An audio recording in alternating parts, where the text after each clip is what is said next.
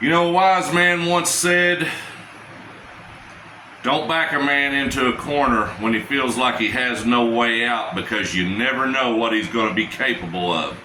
And you know what? I don't know why I'm surprised, but the AMW Championship Rules Committee has done that very thing. They have laid down an ultimatum that Stan Sierra must show up on August the 17th in West Liberty and defend the AMW Heavyweight Championship, or I will be stripped. And I said, well, who do you want me to wrestle?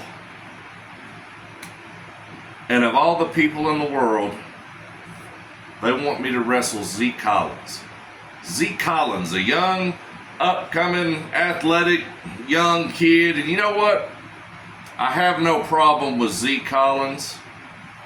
My problem is with Appalachian Mountain Wrestling and their unwavering attempts to remove this AMW Heavyweight Championship from me any way that they possibly can. Because what you thought is that I would say, you know what, I'm hurt, here's the championship back.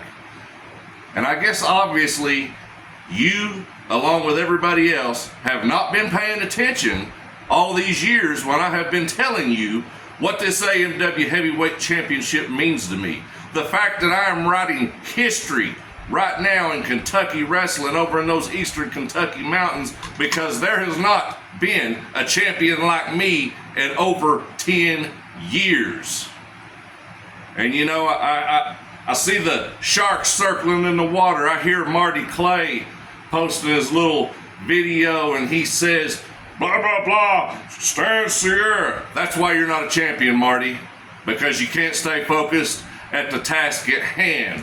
So my advice to you, Marty, is to go out this Saturday night and run around naked up and down the creek baits like you do, looking for a turtle to molest, and focus on your tag team match, and don't worry about Stan Sierra.